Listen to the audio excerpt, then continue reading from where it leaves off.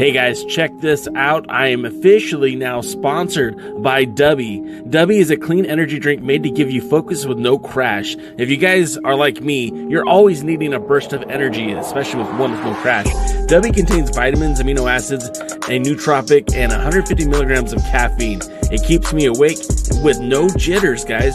Check it out. Merch link is in the bio. Dubby. The Alliance blog, the Alliance blog, the Alliance blog. Alliance? If you put an S in front of Alliance, you have Salliance. That's me. Are you ready? Power. You want answers? I think I'm entitled. You want answers? I want the truth! You can't handle the truth! What we've got here is failure to communicate. I'm building an alliance.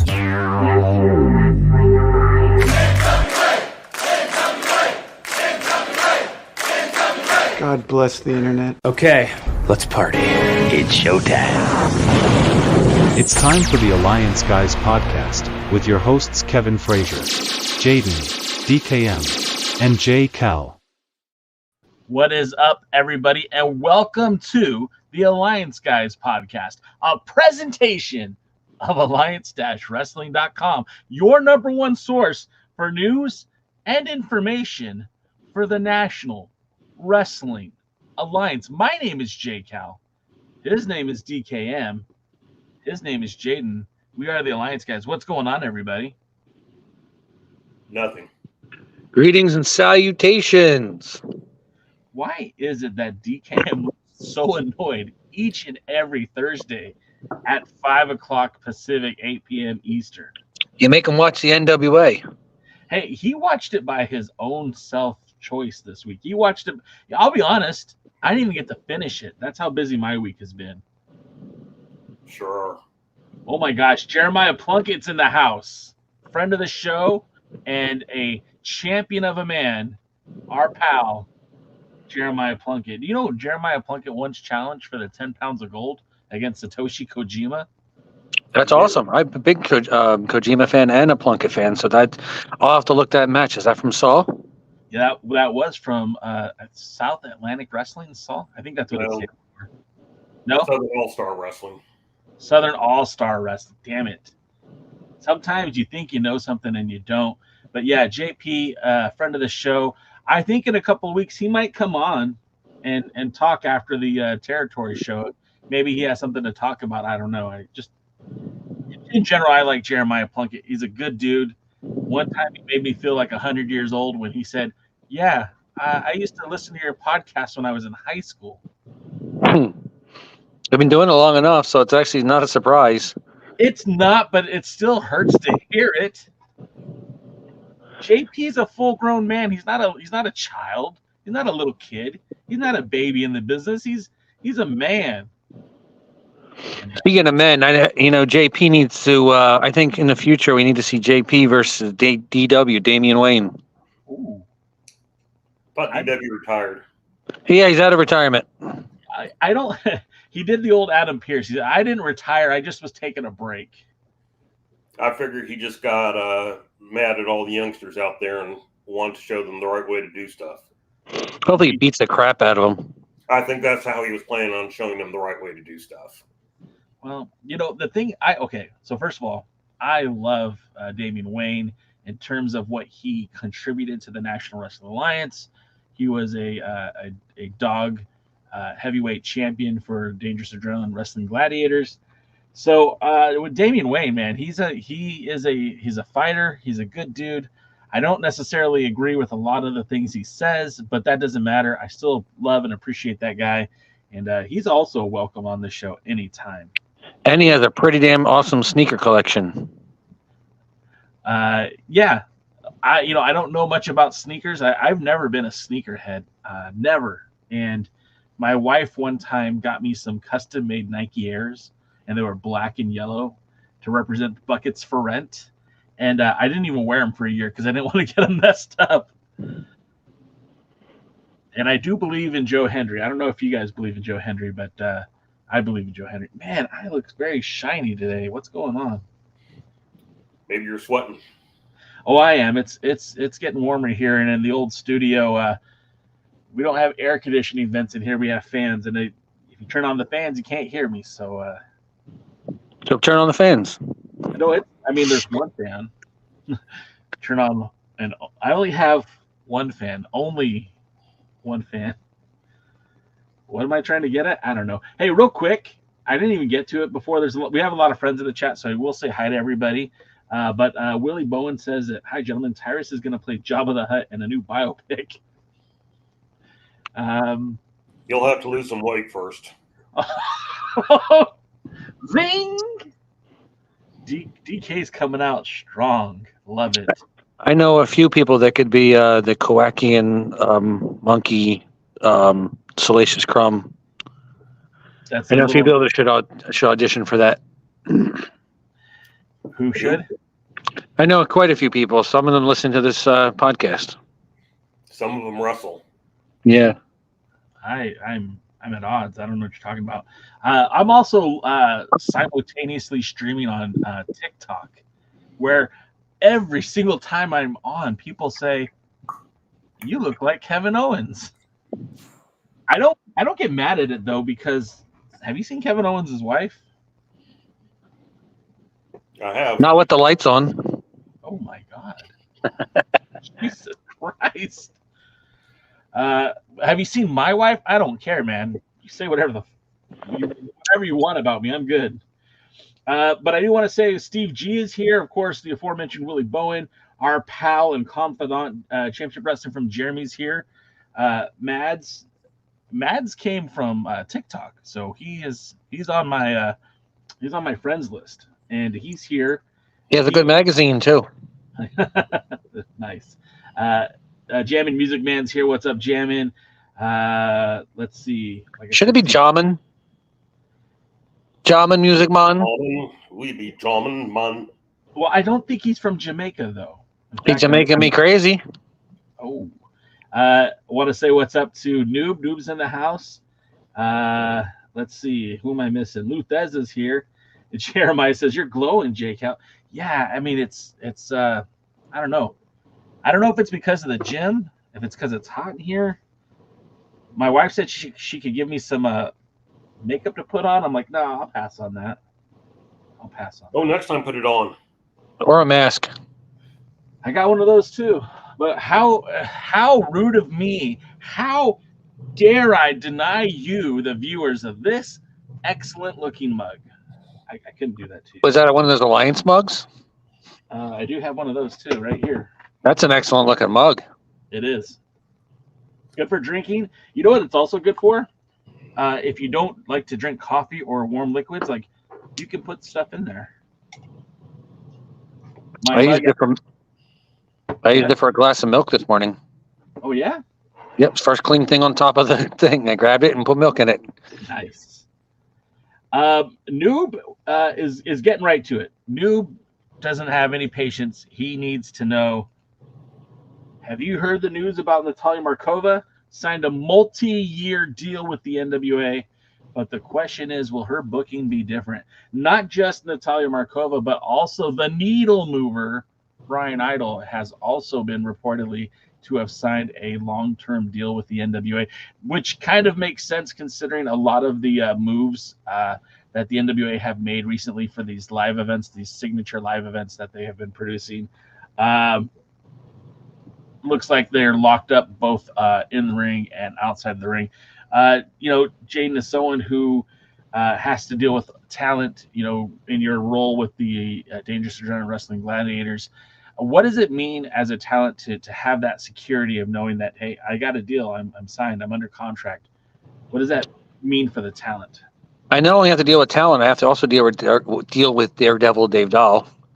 And it's actually great for them because now they have that security, that's something pressure they can get off them and just worry about what's important, what's in front of them. And that's in ring, taking care of business inside that squared circle, and outside the ring, making sure that there's billions or millions or hundreds or dozens or wherever you have to do, fans in that building loving everything they're seeing. Yeah. Now, Brian Idol actually has a backstage role.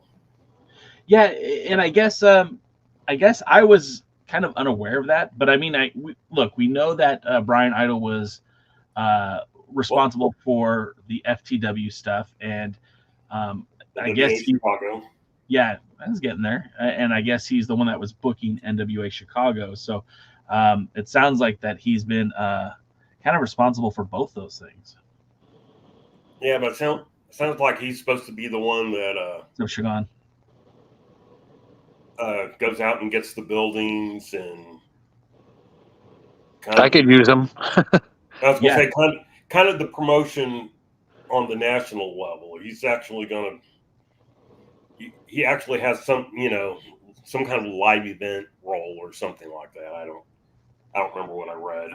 That, and that is so important to a growing organization. And I look back at the United Wrestling Network back when they were affiliated with the NWA, and a lot of those events that they were doing in the smaller arenas and larger arenas, all through like the Bible Belt and in the Southwest. I mean, those were all sold shows. Those were all sold arena shows. So when they were in Texas, when they were in Dallas, when they were Houston, when they were in Kissimmee, Florida, when everywhere that they were going, those were sold events. And the beauty of a sold event is you're getting paid whether one person shows up or 10,000 people show up. So if it's a similar situation that these events that Brian Idol is negotiating on behalf of the NWA, or if they're sold events, I mean, that finally Billy might be recouping some of the money he's spending to put these shows on. Yeah, because basically, from what I understand, for a sold show, you basically total up how much it's going to cost you to run this show. You add your profit on, and here. So if it would cost $3,000 to actually run the show, by the time you get talent and ref and whatever advertising you're going to do. And then you go, okay, and we're going to put on an extra $1,000. So you pay me $4,000 and we'll send you a show. But you have to advertise it. Yeah. You're responsible for the building and, all that stuff. And it's just, Noob asks another very poignant question. Will Brian Idol win the 10 pounds of gold? God, I hope not. So the thing about he did wrestle for it recently. He did? No, he didn't wrestle for it. He won something to wrestle for it, didn't he? No. So we'll talk about that in just a minute. But no, he was wrestling for that promotion's title. I know he was part of the World Wrestling Council. I think he was at one point their TV champion, and which that's kind of interesting too, because it brought a whole new dynamic. Again, the NWA is about fostering these relationships now. I guess we'll just start talking about that now. Part of the reason why EC3 was in All Japan Pro Wrestling is because he was fostering a relationship that the door was open for him by Dory Funk. I know this because he told me directly. That whole opportunity in All Japan was made available by Dory Funk. We know that a bevy of talent from the NWA started competing at the World Wrestling Council. The Puerto Rican promotion, they sent a lot of those talents to Puerto Rico.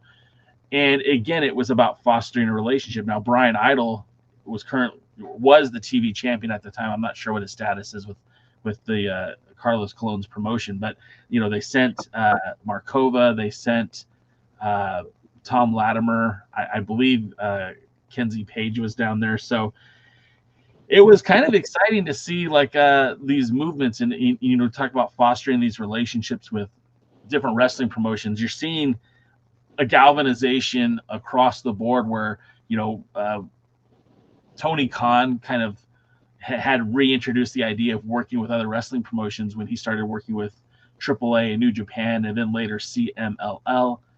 For a brief moment in time, he was working with TNA Wrestling. Now we see TNA Wrestling working with the WWE, and WWE is working with. It's funny. I saw a report the other day. It said WWE in this year alone had worked with Pro Wrestling Noah, had worked with Game Changer Wrestling, had worked with TNA Wrestling and the new the Joshi wrestling promotion in Japan, Marigold. So that's 4 different wrestling promotions that have, in the past, would not have had a relationship with that Vince McMahon owned WWE. They are now, and so it's such a weird thing. And now we're looking that maybe the NWA too is trying to galvanize its relationships internationally and locally. You know, they're rebuilding the territory system. They're trying to foster these relationships with wrestling promotions that are well established with historic ties. Again, AAA, World Wrestling Council, and All Japan Pro Wrestling. Maybe we could see more of a working relationship with all of those companies. We might.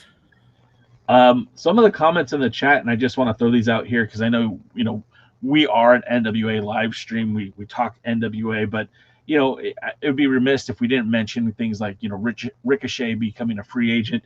And Mad said, hey, what would be your reaction if Ricochet joined the NWA? Interesting thought. He doesn't really fit the model for a traditional NWA superstar. Now, there is a junior heavyweight division, which, I mean, I'm sure he'd fit into fine. But, Jaden, what would you think if Ricochet were to join the NWA? How would you – where do you see that being for the NWA? If he's trying to bet on himself, he should not sign anywhere and be everywhere he can. He needs to go the Cody Rhodes method of getting yourself out there, or the Matt Cardona method in another way, to get yourself out there as much as possible and work as many places and be on as much television and work as many big matches and get all the dream matches as you can and get everything you can to just get yourself and reinvent yourself and put yourself into a spotlight that you can be a big time superstar. And Cardona's done it in a sense. Cody Rhodes has definitely did it in a big sense.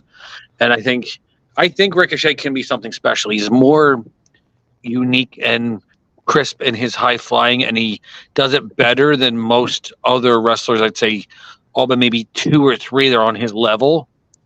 And I think that's something he can market. And with the NWA, whether he wants to be a heavyweight with the 10 pounds of gold, a junior heavyweight, a tag team champion, or whatever he can do to get himself out there, he really has this opportunity right now. Whether he does the NWA or not, he really just needs to get himself on every platform possible, in my opinion. DK, tell me your thoughts on this independence of Ricochet. You know, he's walking away from guaranteed money with the WWE, and although maybe not pushed to the top of the charts, I mean, he certainly was. He was given opportunities to hold titles with the WWE.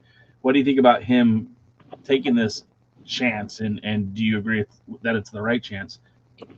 Well, first, I'm going to work into the assumption it's true, because some people have backpedaled from that story a little bit.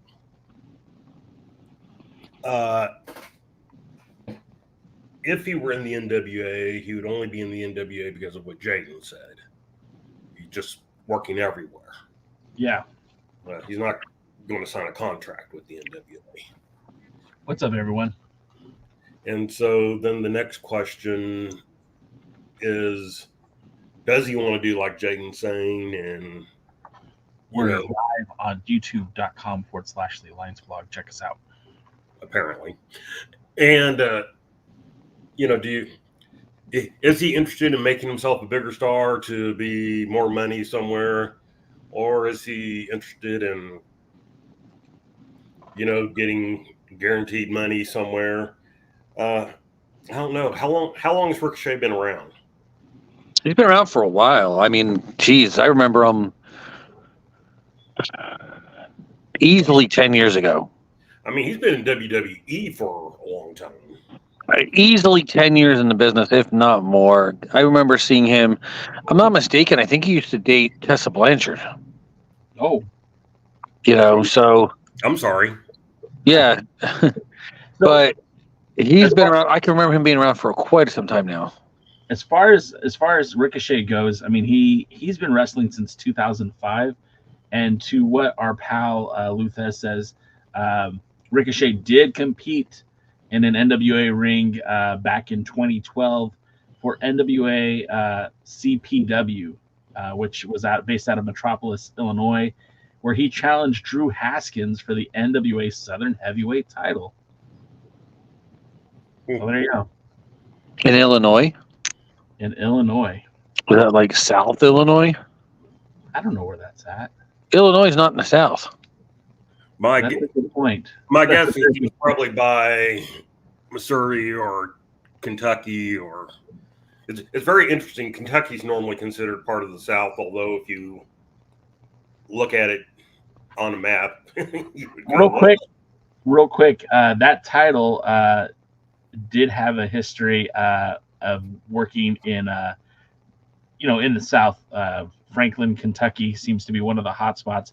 And our good pal Jeremiah Plunkett was a 2-time NWA Southern Heavyweight Champion. So if he's still in the chat, maybe he could explain how the Southern Heavyweight title ended up in the Chaos Pro Wrestling Strong Style Summit. Yeah. And where's Where's the Hallstatt Street Championship? Do you remember how it was funny and kind of ironically funny that Mr. Dave Lagana would mention how the NWA was not going to have a bunch of unnecessary titles, and I would always talk about the Italian Heritage what was it? Italian Heritage Southern Junior Heavyweight Championship, something like that. The Missouri Italian Junior Heavyweight Championship, I think, is what you. Well, and now we're at a point now where there are so many different championship belts in the NWA. It's almost ironic, it's kind of was like a self-fulfilling prophecy. Lagana said, no, it's not going to happen. And then 100% it's happening. Hey, that brings an interesting question to me. What's that? Okay, we all know why Lagana left the NWA. Sure. Do you think he would have lasted if that had never happened? Or no. Do you think in the great COVID convention that when Billy got rid of a lot of people that Lagana may have gone too? I'll let you answer first, Jaden, and then I'll throw my 2 cents in. I don't think in the long term, Billy Corgan and Dave Lagana would have always seen eye to eye enough where Lagana would have wanted his way and Billy would have won that battle because he owns the NWA. The way I've had this conversation before with Dave Marquez. Dave Marquez, for those of you who don't know, was not part of ownership and kind of brought in to help be part of creative as well as to produce the NWA segments. Before Power even existed, they were using the backdrop of Championship Wrestling from Hollywood for the 10 pounds of gold. And, he kind of told me that the way that things were back then, he and Lagana were kind of able to corral Billy's more wilder ideas and was able to kind of, hey, explain to us how this is going to work. And then like kind of talk Billy back down a little bit off of some of the more estranged ideas, and which is wild to think about because some of those question mark stuff and some of those commercials and all that hokey stuff that made Power so unique when it first debuted. It's just kind of weird to me, right? It's kind of weird that they even got that far, but. I guess what I'm trying to say is I think had Dave Lagana still been around and there wasn't the whole Me Too movement and he was not, canceled, I think that he would have had a more active role in what was happening with the NWA. And I think Billy would have been more hands-off. And I think it would have ultimately been a different organization had Dave not been canceled. Had Lagana not been canceled, I think he and Dave Marquez and Billy would kind of work as a triumvirate to make the NWA happen, where Lagana was spinning the majority of the plates. I'm going to split down the middle. Okay. He probably wouldn't he probably wouldn't have gone during the great COVID mass exodus. Sure. Although I do think Billy did use that to get rid of people. I don't. Well, it's, you know, who did he get rid of? Like who did he? Josephus. I mean, basically, Josephus was kind of honest with him, and he didn't want to hear it. And okay, so Josephus was removed, and so was man, I forgot her name, which I feel bad. The lovely young lady from High Spots who was always so kind to me. She did a lot of the merchandise and live event stuff. yeah, I remember who you're talking about. I don't remember her name either.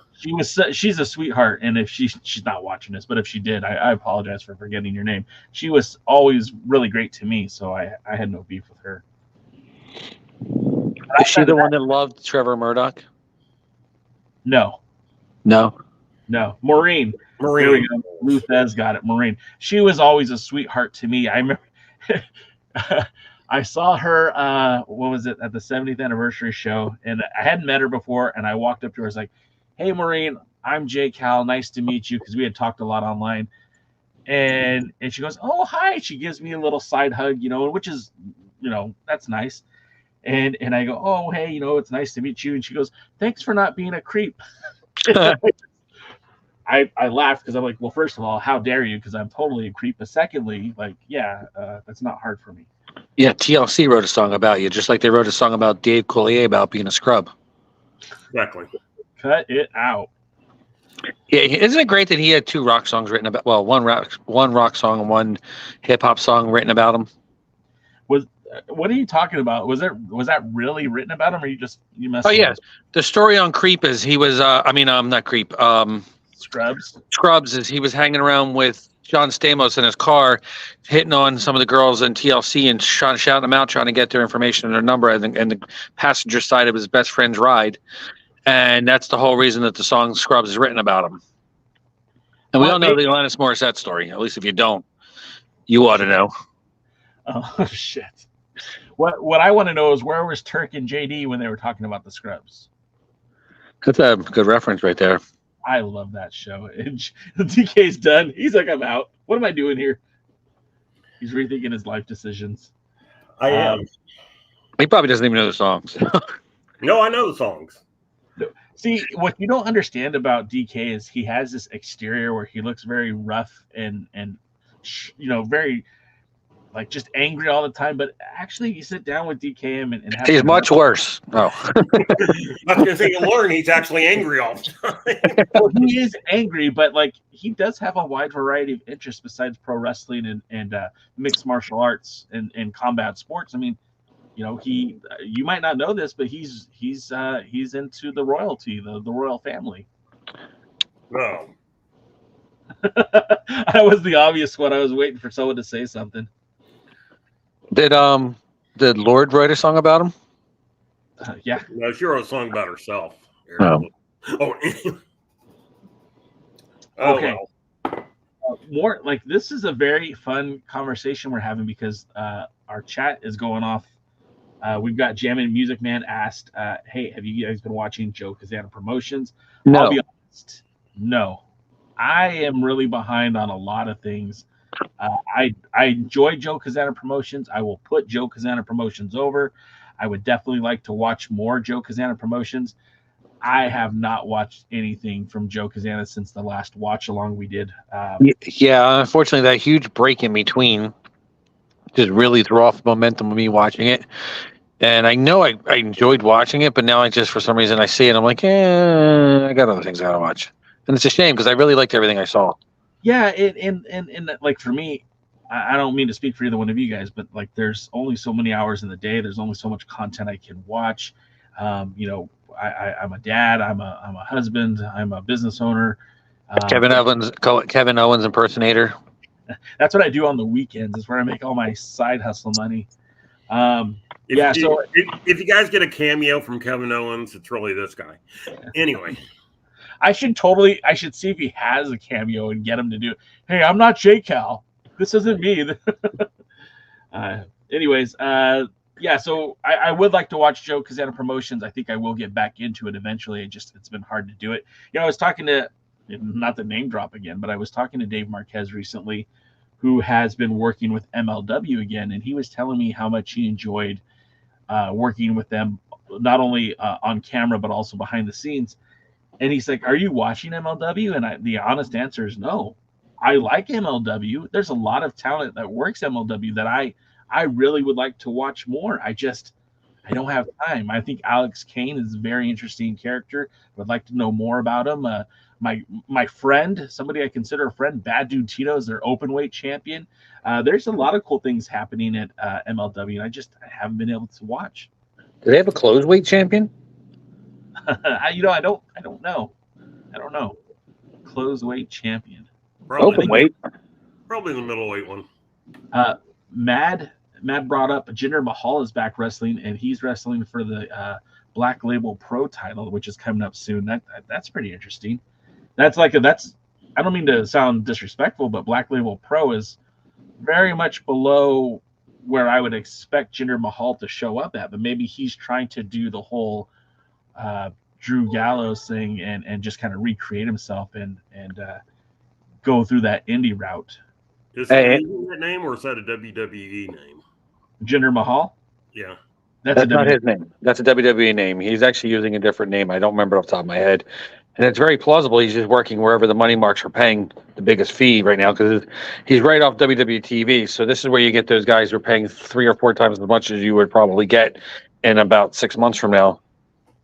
Yeah, no, that's true. And again, like, what's the hurry? MLW has so many like storylines going on right now.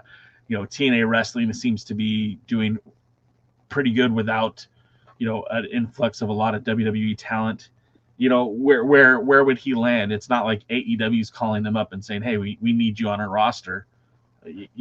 I'm for a guy like the artist formerly known as Jinder Mahal. I think for him working the indies, or maybe even going international to like a promotion like New Japan Pro Wrestling, even if they're looking for a guy like him, might make a lot of sense.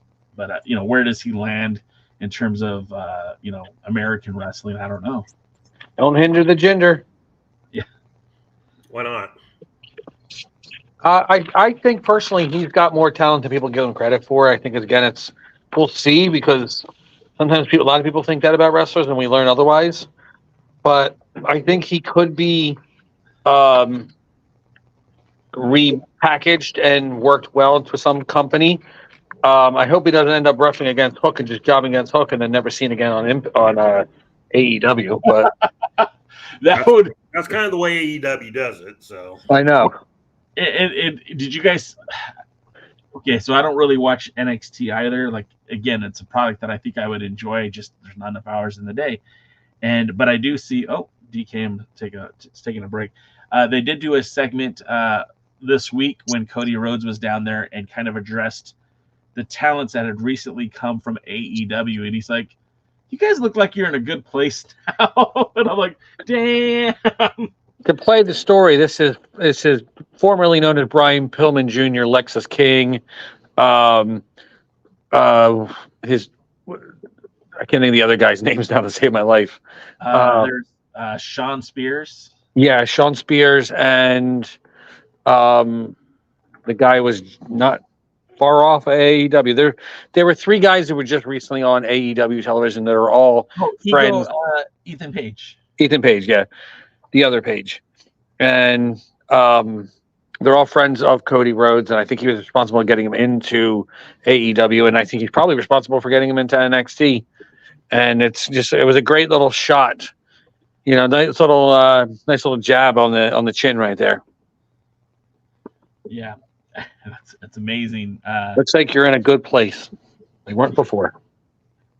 I just thought, like, I get a joke. I get a kick out of the petty. I laugh at that stuff.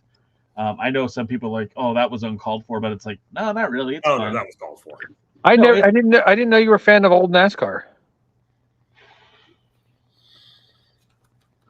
I feel like I'm up against the wall with this one. Nothing. Nope. No reaction. Oh man. I think DK actually chortled. Someone on Twitter just called me Kevin Nowens. I love it. Kevin Owens. I'm Kevin Owens from Wish. That's what I'll put as my name on there next time. Luther says there's a reason people usually follow only one local sports team. Trying to keep up with all of them would be insanity. Wrestling is overexposed. Yeah, just ask the hockey guy. He's a great YouTuber who follows everything. It was like, all right. He follows everything in hockey, and he used to have hair when he started. Yeah, no kidding. And JP can appreciate my sense of humor. Or maybe that was your sense of humor. Maybe he liked your joke better. I don't know. Anyways, Luthez also wants to point out that Joey Chestnut will not be competing at the Coney Island this 4th of July. So Tyrus has a shot at winning now. Oh, damn. I think Tyrus probably accidentally ate Joey Chestnut. I mean, if you eat the guy who wins the championships, doesn't that just make you the next winner? So, like, there's a joke in my house that, my kids are still little. And they're like, Dad, if I'm 99 pounds, and if I eat a whole pound of nachos, does that make me 1% nachos? How many percentage of Hebrew National is Tyrus? All of them. Willie Bowen says, News Bulletin, Tyrus has relinquished his picnic heavyweight championship for the lack of defending the title. Hey, Jay. Yeah. You make anti-Semitic jokes.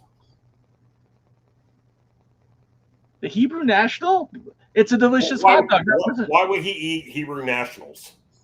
Because they're kosher and they're delicious. You're missing it, boy. I'm not trying to. To be the man, you have to eat the man. All right. He's like a TARDIS. He's actually bigger on the inside. Oh my God. That's kind of how much bigger could he be? How much time do we have to explain? Infinite. The anti-Big Bang. Oh. Have you ever wondered what it'd be like if he had knees?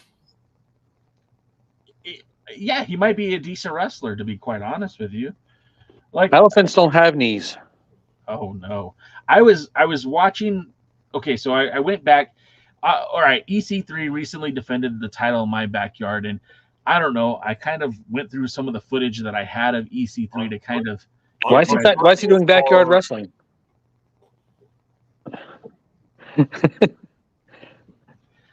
To kind of prepare myself for the match, I kind of watched some of the old clips that I've shot, and like that match with Tyrus was kind of a big significant moment for not only EC3 but the NWA. There was a changing of the guard. It was a change of the direction of the company. Like everything has changed since EC3 has won the title, and in that match you had Tyrus, who, he's such an imposing figure. He's a big dude. He's like a giant of a man, but as shot as his knees were, he just he couldn't wrestle. And it's cool to be intimidating, and it's yeah, you want your champion to look tough and strong and brave and all that, but when you see the guy hobble around the ring and you realize, like, in a fight, one shot to that knee and he's going down hard. Like, if I had to fight Tyrus, I know the first thing I would do is drop kick that knee. Done. He can't get up and chase you. That's why it took him so long to get around the Yavin 4. Yeah. That's no small moon. That's a space station. So I can just picture him now, like the snow speeder going around and around Tyrus, and just with the hook out there and trying to grab him. Instead of an ad, he's a fat. Oh my God. We're so mean. A husband is suing Apple after his wife found deleted messages to a prostitute on the computer, which had synced with his Apple, with his iPhone. Hey, just so you guys know, this note has just been handed to me. Wrestling is fake, according to Kervin Abreu. Well, the Miami Heat are fake, brother. Couldn't even win more than one championship with those three guys. Come on, get out of here. You talking about Moons Over Miami? Is that Tyrus' new nickname? Oh my God. That's no moon. That's a space station. See, We already had that joke. That's the problem with modern day wrestling. What's that? Is that there was a time you could say wrestling was fake, and then you go put that person in front of a wrestler and go, say it to his face. Yeah. And he would probably think once, twice, 3 times before repeating it. Now you could take him and say, okay, say it to his face, and you're looking at Rolando. And so, if he says it to Tyrus, it's much easier than saying it to his back because his car only has a half a tank of gas. true. Very, very true. I like this response, Willie Bowen, to our Tyrus is tough talk. Tyrus is tough on Domino's Pizza. 30 minutes or less, or the Noid is free. Well, that ain't what he's tough on. He's been annoying us for a while. You know, Tyrus is tough on toilets. Very. Rolando says, or Jeremiah Plunkett says, Rolando is wiry. You got to look out for the wiry ones, right? Look, yeah, I wish somebody would unplug him so if he's so wiry. I went to a local indie show here 2 weeks ago, week ago. I don't really remember, but that, you know, they had wrestlers on there that I always use my joke. If I tripped and fell and landed on top of them, they wouldn't have been able to kick out. And I just always find that sad. Isn't that how Tyrus beat Godzilla? Why is that so funny to me? Oh my God. Jesus. It's not that we don't love Godzilla. No, we love Godzilla. We just don't love Tyrus. Oh, Exactly. man, You hate when he gets stuck facing King Dong. that's what they used to call me in high school. That's not what I heard. Well, you heard correctly. You know, don't let the rumors fool you. I am an average man with average size and everywhere. Okay, so let's get back on topic a little bit. Of course, the topic is the NWA, and you know, I do want to point out. Oh, was that the topic? Well, that's part of the topic. Oh. So, hey, do you guys want to see a clip of EC3 fighting Honest John from this past Sunday? There is nothing that would make me happier.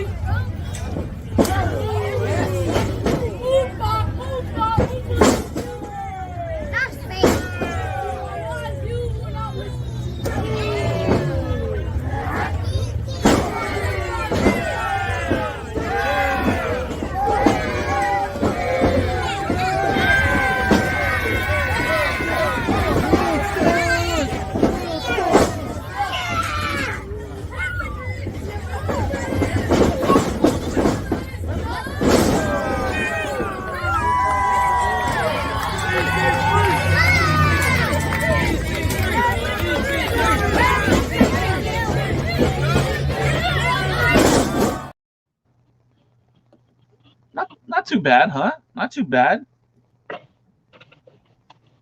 If you really want to make me happier, in the state of California, there's a nice hot Russian redhead named Renata. When you come see me, when you're dragging me to this NWA 76, bring her for me as a nice little gift. That will really make me happy. Sure. Okay. You know I'm coming with my wife and kids, right? Your wife and kids can have some extra company. All right. At least on the plane, you know. Then after, I'll take her off your hands after you're done. I bet you would. Kevin Abreu, man, he's like, hey, you know, you're not even close to 10K. Brother, man, we're at 4K. How many followers do you have, sir? Let's look it up. I think I can check, right? I mean, you're on YouTube. I should be able to look that up. Let's see how many subscribers that Kevin has. No, Kevin's currently sitting in timeout. Okay, well, that's a good place for him.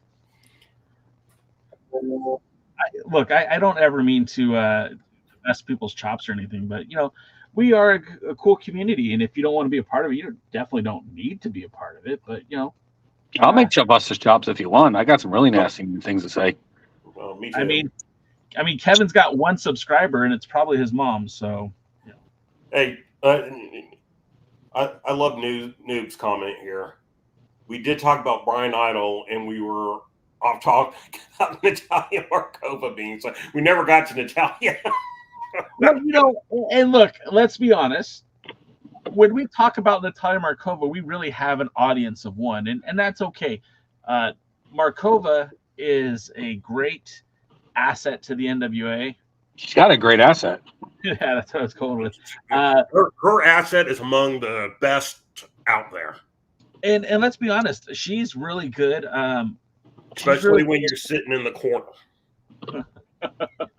You were in that corner, DK. Yes, I was, and I was a happy man. Heard you couldn't stand up for 20 minutes. I mean, he could. I had to stand up for 20 minutes. It's more accurate. No, you had to stand to attention. There was a difference on that. Yeah, well, we're on YouTube right now, youtube.com/the Alliance Blog. Yeah, so with Markova, yeah, she also has signed. And you know, what does that mean for Markova? Better booking? It's Billy Corgan. Don't be atrocious there. He still probably will book her badly, but at least now she's making guaranteed money out of it. I don't think she was ever signed anywhere, if I'm not mistaken. The interesting thing about it is, like, when you think about Markova, she was she was pretty much everywhere anyways, right? She was on. I don't think there's been an NWA show that she hasn't been at. And I mean, just, you know, DK and I were at the Crockett Cup, and there was a lot of wrestlers that weren't there. You know, there was a lot of talent that had been at most of the NWA events leading up to this that we haven't seen. Like, quietly, we've seen Missa Kate less and less. Quietly, you know, not so quietly, Chris Adonis, when he left, it was pretty vocal. But I mean, just over the past few years, like, you know, the Pope no longer with the NWA, JTG no longer with the NWA. There's been a lot of talent. Jordan Clearwater quietly left the NWA. And I think that's something that... Did he quietly leave wrestling? Yeah, I think so. I know that he was... I know that he has gotten into the body, you know, strength training, powerlifting, and you know, body competitions. I don't know that he's left wrestling, but I think he's spending more of an emphasis and focus on weight training and powerlifting competitions. I think that's where he's at right now. It's interesting. I haven't seen Jordan Clearwater in a wrestling ring in a very long time. In fact, it was kind of funny because going back to the show this past Sunday, you know, that company decided to use Honest John, who is one of their top stars.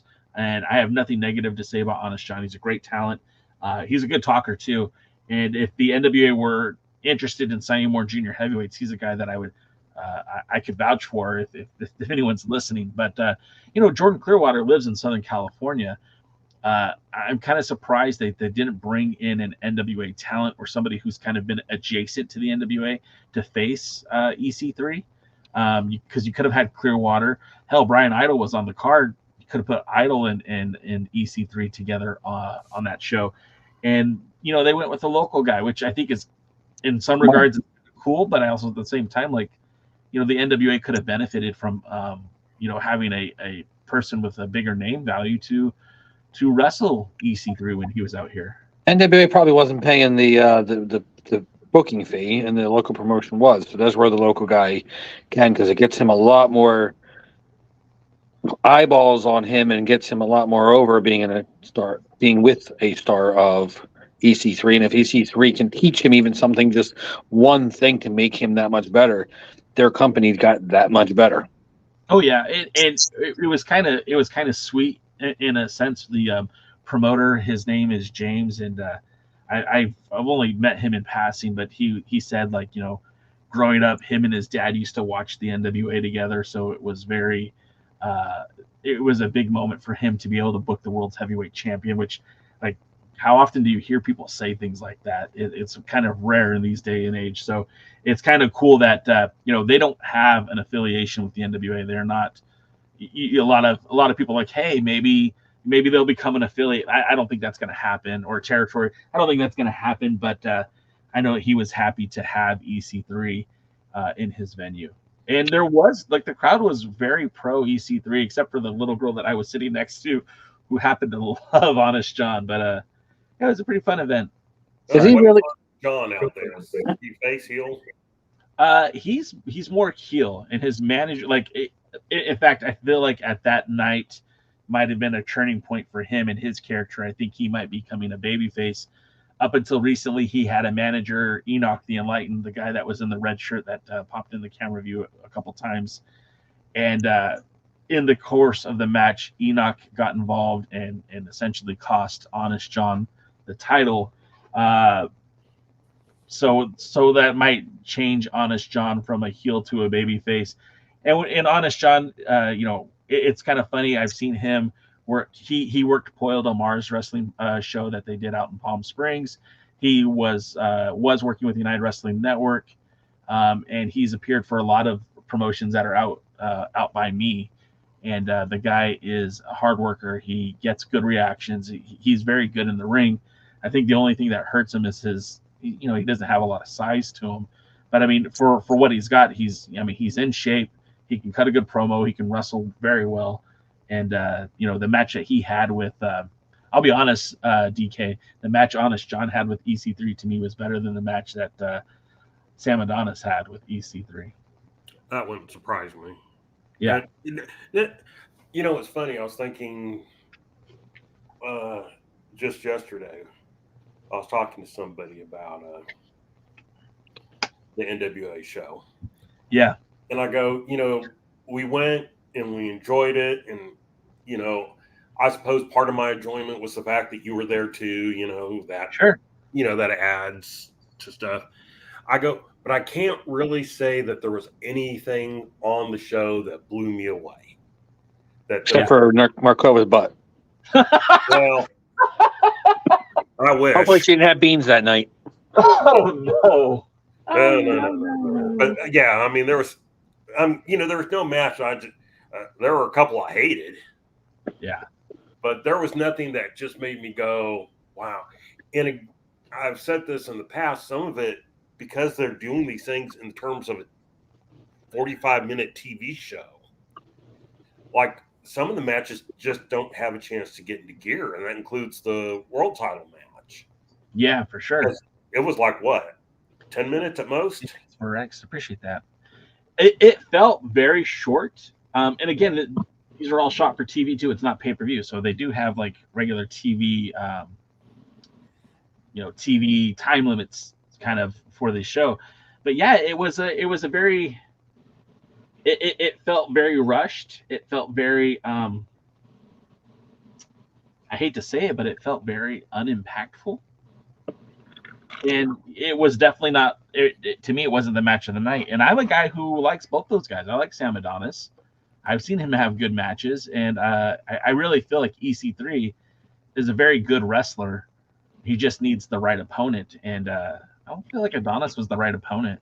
No, I don't. And wrong Adonis. And he wasn't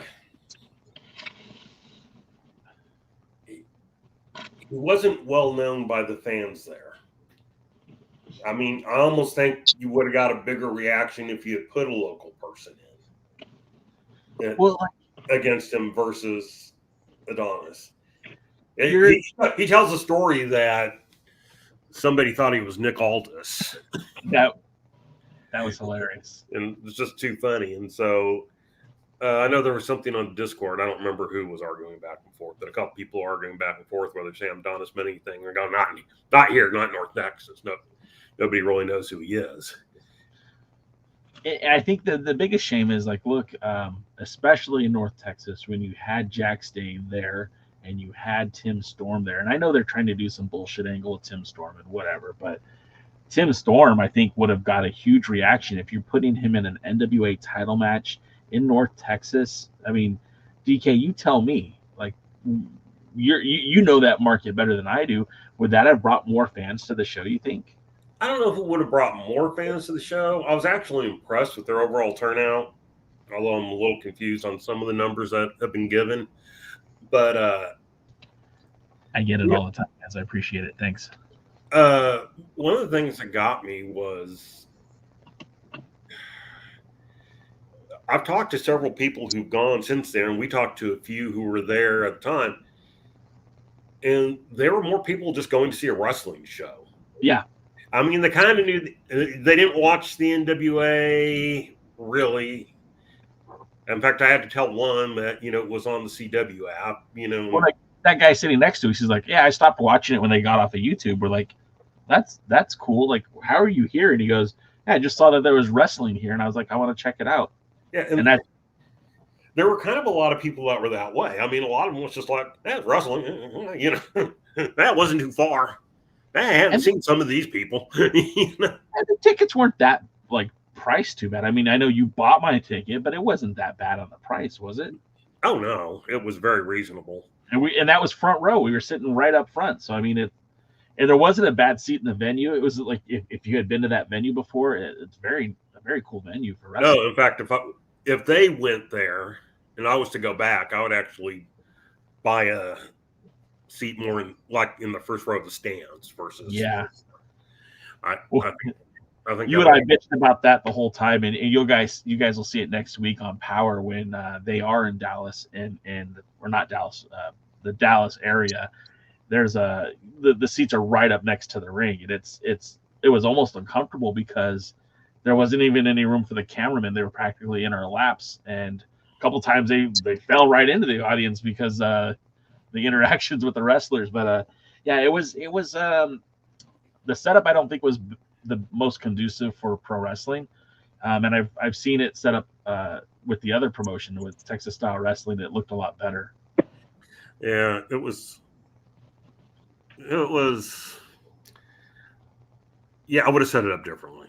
Yeah, I might have had probably only would have had 2 rows on the floor, or maybe none. Getting back though, as we work our way back to Markova, I would hope that signing a contract, maybe they'll finally put a title on her. Yeah, TV tag something. Well, I would actually prefer the TV title. I mean, I'm sorry, the TV title, the women's TV title has been defended once since November, and we still haven't even seen the match. And I don't know if you guys aren't on the Discord, you may not know, but it sounds like what they're doing is they recorded one day in Florida, which we've now seen. 2 days. They're then going to show Crockett Cup. Yep. They're then going to show the second day that they recorded in Florida.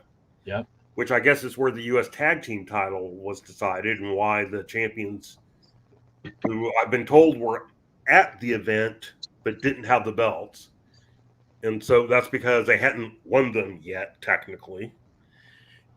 And then they're going to do back to the territories, which I had a brain freeze on when the person first put BTTT. What? Oh, yeah, moron.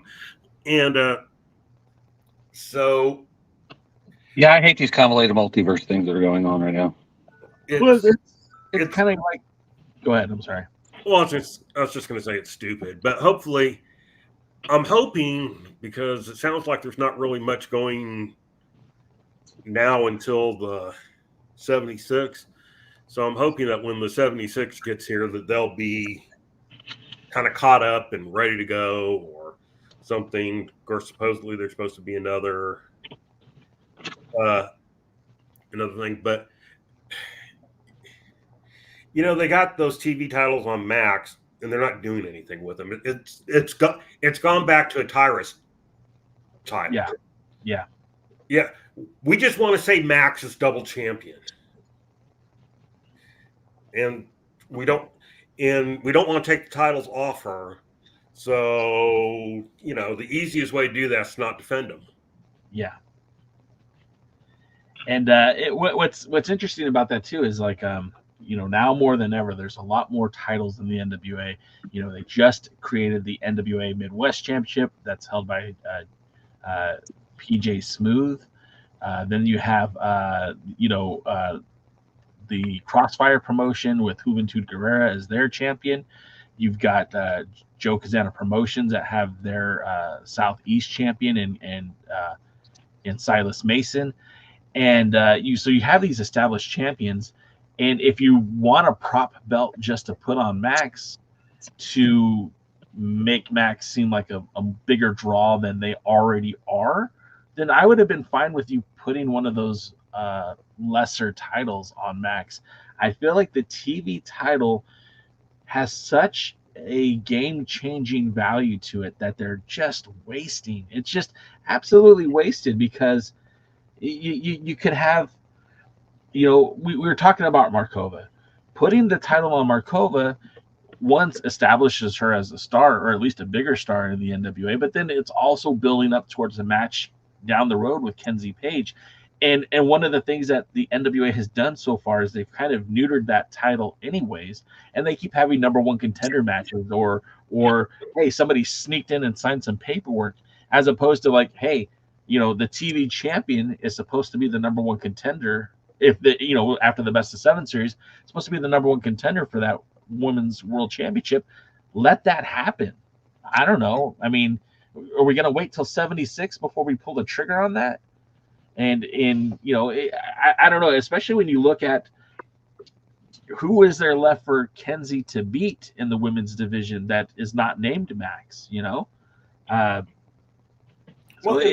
That's always been the thing. They had such the easy setup from last year's 75. Yeah. Kenzie lost to Max and then won the title. Yep. I mean, that could have been 3 months of feud and storyline starting in January. Yeah. But, but they don't. Instead, they've had all their champions vacate, all their lower champions except Max, vacate their belts so that they can challenge for the world championship. So now, what does the national championship mean? I mean, if you're going to do that, just do number one contender matches. What do you need a title for? Yeah. And it just gets absolutely ridiculous at a point.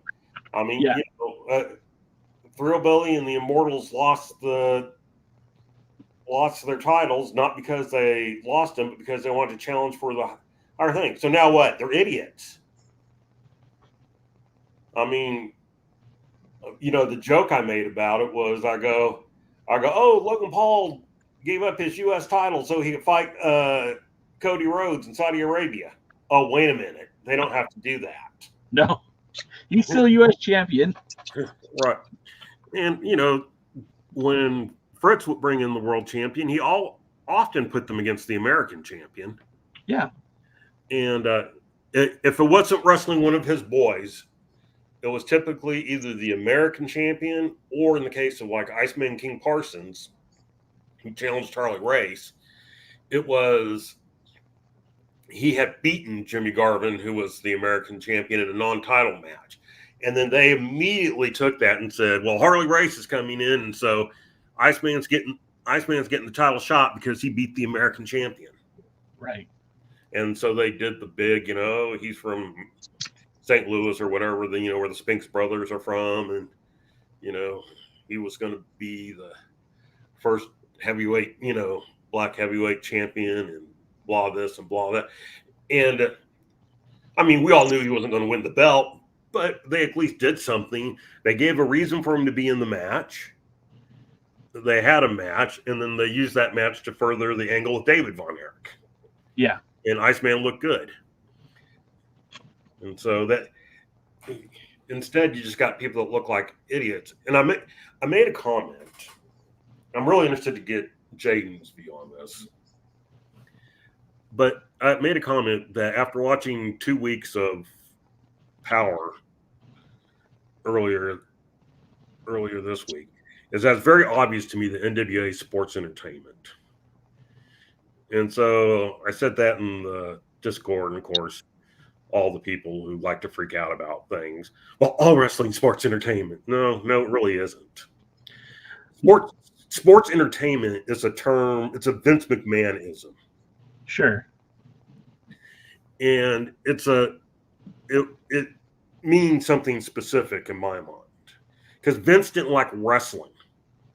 Sure. I know it's hard to believe that the most successful man in the business didn't like it, but he didn't. And the thing he hated more than anything was Southern wrestling. And so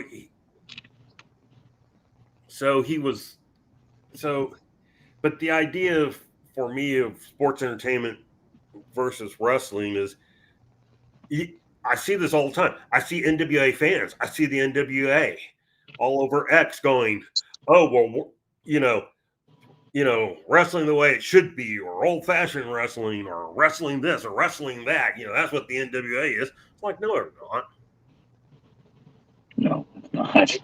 And so, I mean, Jaden, first of all, what are your thoughts of sports entertainment versus wrestling? Are they different things? And what is the NWA?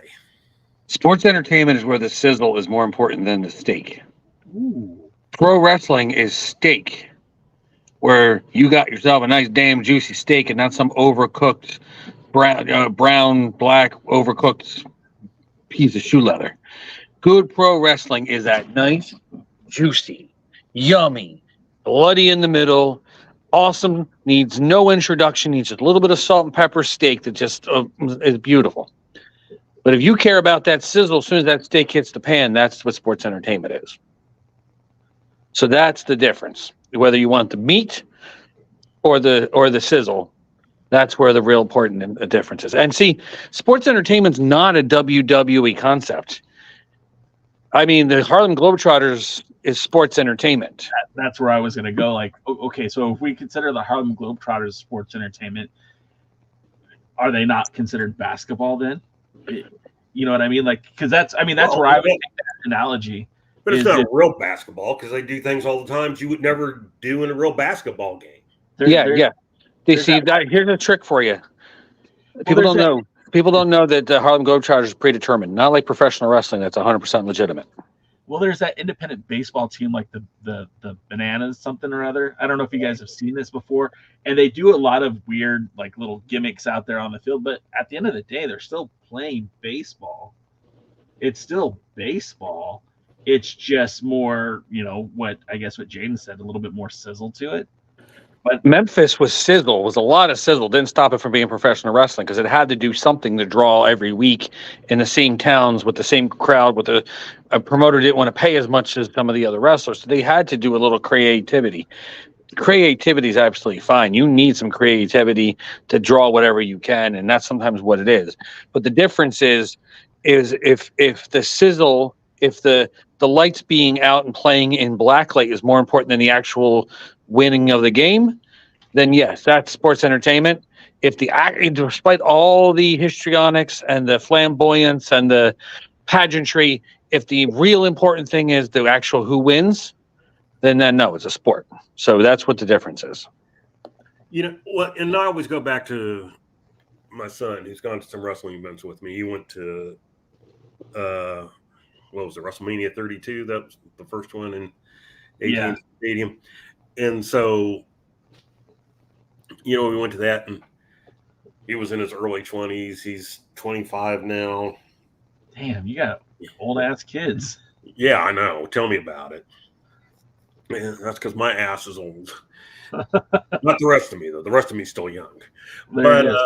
All right, Cher. Exactly. But like one time I was watching Mid-South, and he came through, and he stopped, and he's just like looking at the TV and watching it.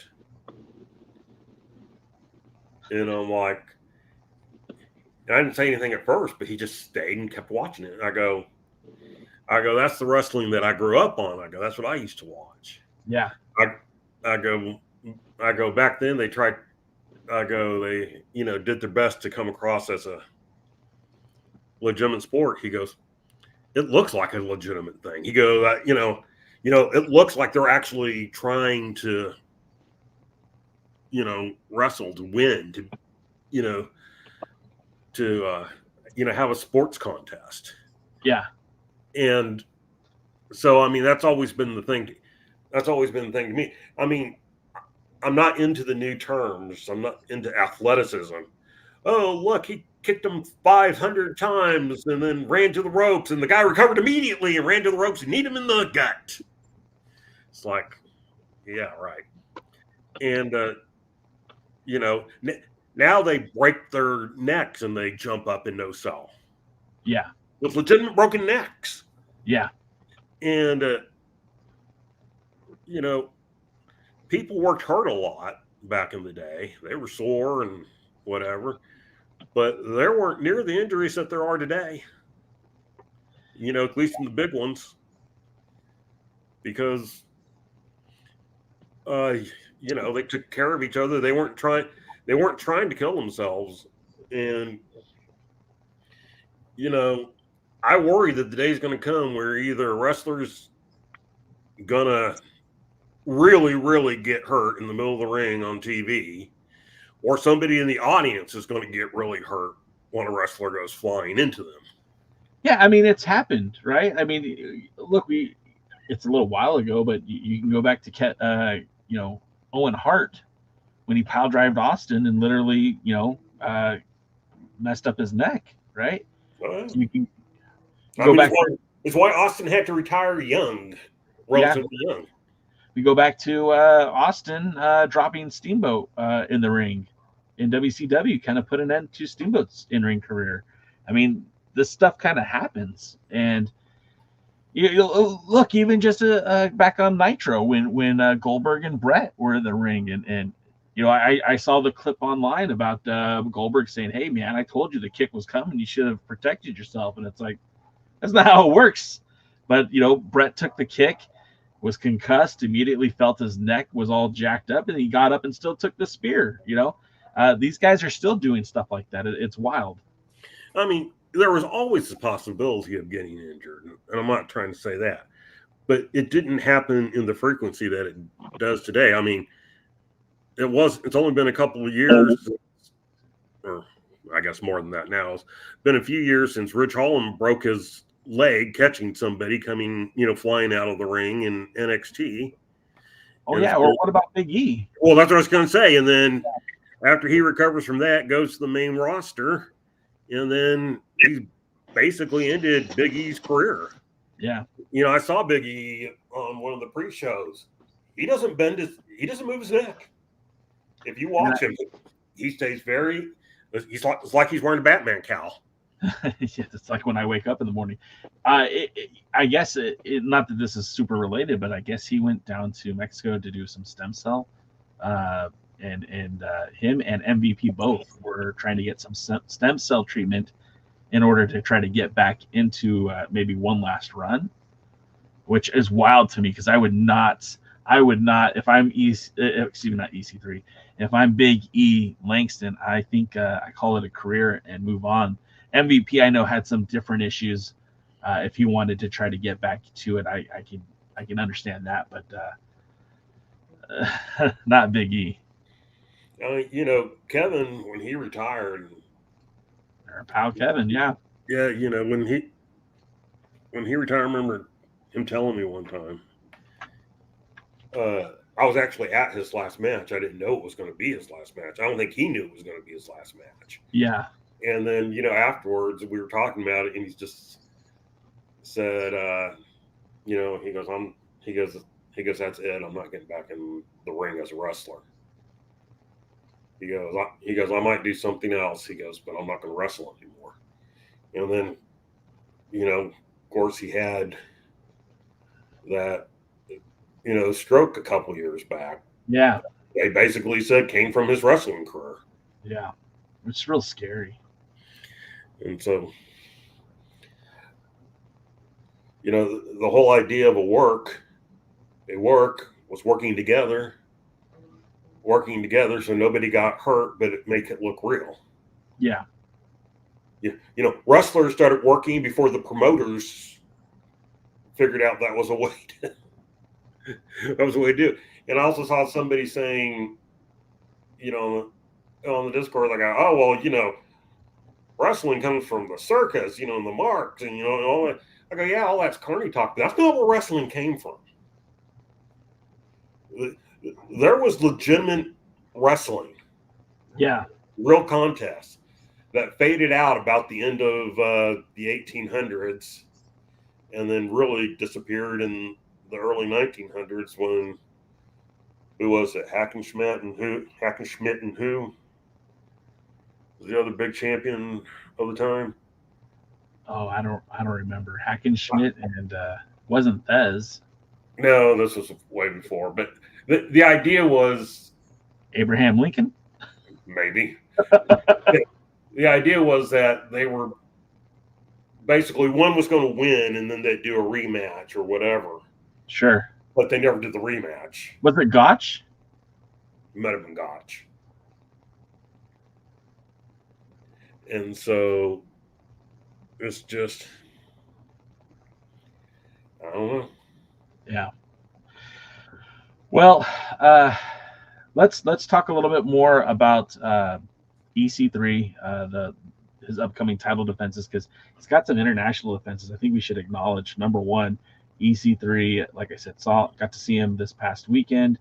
Had a chat with him, and I'm hoping to put that up soon. It's just trying to. I don't know why I'm having such technical gremlins with all my editing stuff. I still have an interview with Shane Hayes, the new IWGP Tag Team Champion. I haven't been able to get to that, but there is some wrestling happening this weekend, of course, with the NWA. They are, we talked about Joe Kazan Promotions. They're running an event tomorrow night, and some of the matches that are already announced for that is it's the Showcase Series Back to Basics at the North Elementary School in Decatur on Friday, June 14th. The triple threat match with Andy Optimal, the Big L, and Tyler Shoup. Tyler Shoup is, if you might remember, was the wrestler who, along with Silas Mason's home had burned down. So hopefully he's doing well now. It's got to suck to lose your home in your possession. So hopefully he's doing better. They also have a tag team match, which I'm kind of interested in how this is going to work out for them, because we might see a potential challenger for the King Bees at some point in this match. You got the Hot Mess Express, which is a great name, versus the Goons. Again, that's taking place at Back to Basics. I'm not familiar with any of these talents, so again, it'll be fun to watch this on the Joe Kazana YouTube channel down the road. They're also having the Stew Crew, who we recently have seen at the Crockett Cup qualifying matches. They will be taking on XLG. And again, this all takes place tomorrow. They'll be defending those JCP Southeastern Tag Team titles. And I think the match that's going to steal the show here is Jack Stane will be in attendance, and he'll be taking on the one they call Manders. And Manders is a guy who I know doesn't have a huge following, but I feel like he's one of the better guys that's on the indies that we don't get to see a lot of. So this will be a fun test for Jack Stane, and I think the folks in Decatur are going to enjoy that one a lot. Also taking place this weekend is Mission Pro Wrestling. They are doing their event in San Antonio this weekend, and a lot of these matches are set up for the Exodus Pro tournament that's coming up. They're calling it Chasing Atlanta, or Atalanta, the women's title tournament that's going to bridge Exodus Pro and Mission Pro Wrestling. The stars on this one, we have Kelsey Heather taking on London Dior for these are like the first round matches, and then of course not that one, Avery Bro, I don't know if I'm pronouncing that right. She was supposed to be taking on Queen Uju, and now it's going to be Miranda Elise, who, if you've been watching the United Wrestling Network, you've seen her before. That match will be taking place there at Exodus Pro. They'll also have the Exodus Pro Tag Team Champions, who are also the NWA Tag Team Champions, the King Bees. They'll defend their Mission Pro titles against Nova Phoenix and Morgan Mercy. Again, this is all taking place in San Antonio. The main event is Izzy Marino, the same Izzy that used to be at the NXT, what is it called, the Performance Center, cheering on Bailey. She's grown up. She's become a wrestler herself, and she'll be taking on the Mission Pro champion Tiffany Nieves. So a lot of great wrestling action happening this weekend for the NWA. Of course, the World's Heavyweight Champion, he's going to be in Australia at a night to remember, taking on Keegan Brettle. And of course, he's my friend, but not your friend, apparently. Our old friend Pole Jump. This is his wrestling promotion. For those of you guys who are on the message board, they've done like close to 100 events for All Star Wrestling. So we're really proud of what they've been able to do. Yeah, I know. I see your face, DK. They've done a ton of events out there, and I'm proud of the guy. Like he put his. I mean, I'm happy that he's managed to, promote and run so well and survive the pandemic. The pandemic, which lockdown rules there were a lot tighter than they were here. Yeah, and so I mean, I am happy for that. But he's still Pole Jump. more international title defenses for our champion EC3. He'll be defending the 10 pounds of gold in France. I'm not going to that show, guys. On July 6th for BZW. Then the very next day he'll be in Italy for the Wrestling Megastars Federation, and and then of course that leads up to they're going to be holding more Exodus Pro events. They'll be their next event is going to be Almost Paradise. He'll be defending the title against Carson Drake. Also, Ashton Day will be taking on the Master of the Canvas, Sebastian. The return of Dante Casanova. Now, Dante Casanova was originally supposed to be in the finals of the NWA Midwest Championship, so it'll be interesting to see what happens with that. And then Tiffany Nieves will also be in first round tournament matches for Exodus Pro when she takes on Amity Lavie. So there's a lot of cool things happening there. And then, of course, the Page sisters in Crossfire, they have matches announced for June 28th with Sean Hoodrick taking on Jackson Drake. And then Kenzie and Kylie with Danny Deals taking on Roxy, formerly of Pretty Empowered, and Brittany Jade. So a lot of NWA action happening this summer. Make sure that if they're coming to a town near you, come to the town near you. We keep losing Jaden. Well, it's Jaden. Oh, by the way, I did find out that according to Wikipedia, at least, Brian Idol still has the television title in Puerto Rico. Okay. Television champion in Puerto Rico still. Yes, he's a title now. He's no longer a person. He's a title. May not be my day. It's not my day either. It's been a long day. It is Thursday, right? What's that? It is Thursday, right? For a few more hours. So we have a lot of action coming up if you're a fan of the NWA, and of course, when we prepare these shows, we start talking about, well, what are we going to talk about? So we talked about sports entertainment versus pro wrestling. We've talked about the NWA and its growth in terms of the affiliates, so the territory system, where EC3 is going next. My question to you, DK, what is EC3 going to have to do to cement his legacy as the #1 World's Heavyweight Champion of this era? I mean, obviously Nick Aldis really set the bar very high, especially with that first title run, taking the 10 pounds of gold to Australia, taking it to the UK for multiple defenses, but also defending in Canada.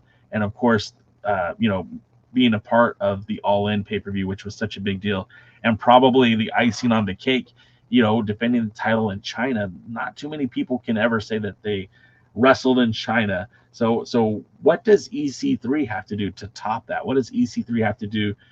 He was the first champion since 1989 to defend in All Japan Pro Wrestling. He's the first champion to take the title to Italy or to France. I mean, we know Nick Aldis took it to where did he take it? To Poland.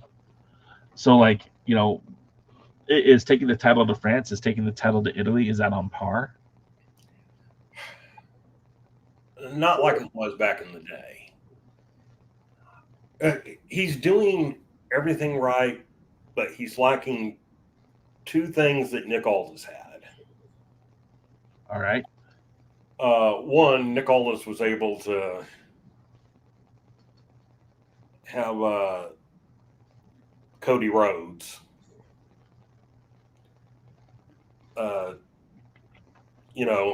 win the title and lose the title to him.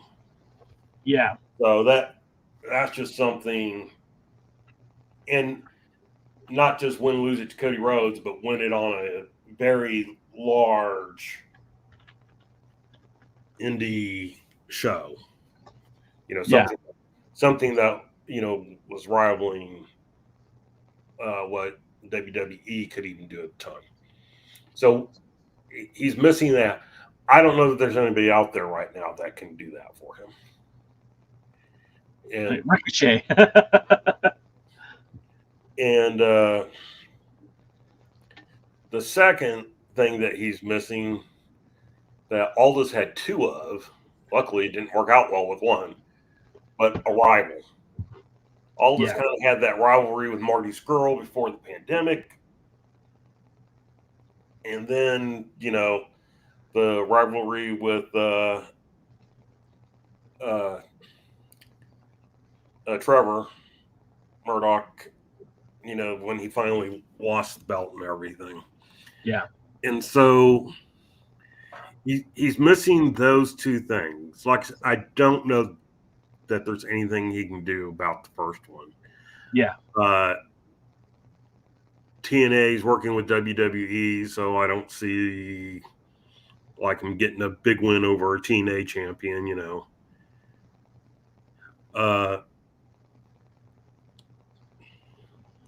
There's not going to be an AEW thing. There's no reason for MLW to work with, NWA.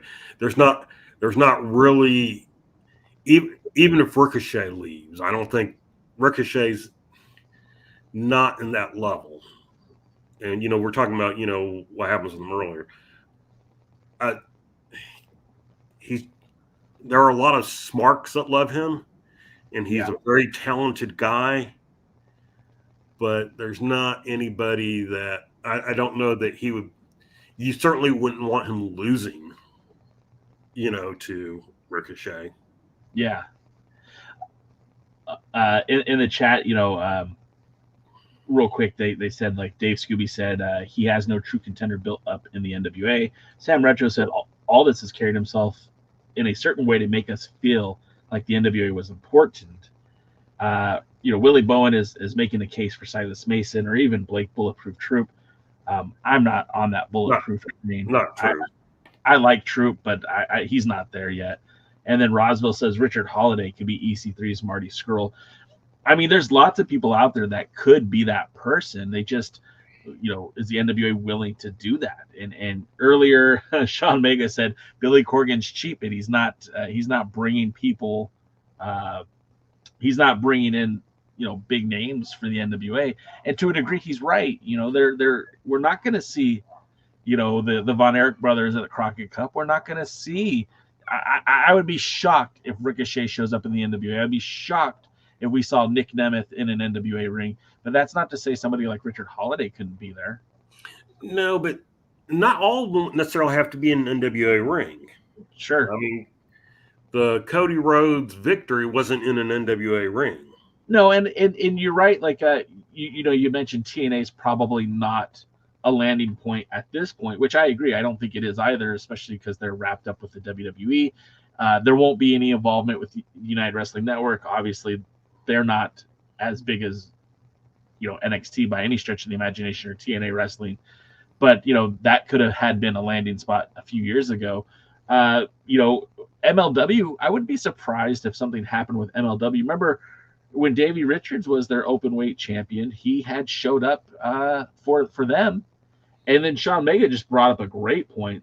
Even World Wrestling Council in Puerto Rico booking Nick Nemeth on a regular basis. I mean, that could have been something that happens too.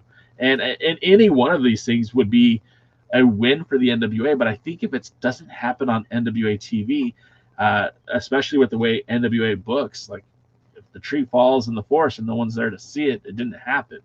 Well, they have to acknowledge it. And that's one of their weaknesses, is that on the show, they don't acknowledge him. No. They'll kind of talk, their social medias, which are controlled by other people, they'll kind of talk about, oh, yeah, EC3 was here and EC3 is going there and EC3 is doing this and EC3 is doing that. But, on the show, they had to acknowledge Cody because it was so big. Right. And then Cody was winning. Yeah. Well, and then look, they spent a lot of time building up the All In pay-per-view. I mean, all of those 10 pounds of gold episodes with Nick and Cody really kind of helped promote that event and drew a lot of NWA eyeballs to All In. Like, again, I'm not saying that it was everything, but when you take an NWA fan base and introduce them to what they were doing at All In, like, again, this was before it was, All Elite Wrestling, but you had guys who were unsigned like Brian Cage. They used some talent from who was working TNA Wrestling. It was a pretty big freaking deal. And, in the middle of all of that, you had Cody Rhodes, the son of Dusty, former World's Heavyweight Champion in his own right, taking on Nick Aldis for a title that felt meaningful because Nick Aldis carried it that way, but because Cody wanted it. Cody wanted to be World's Heavyweight Champion. He wanted that title. And it really did kind of create that environment that I don't know that you could recreate today. I don't know who else is out there that could make somebody care as much as Cody. I mean, look, Cody is the main event in WWE right now. He is the guy. And if he's the guy in the WWE, chances are he is the guy. You know what I mean? Like it happened for a reason. It didn't happen by happenstance. It was planned that way. Yeah, and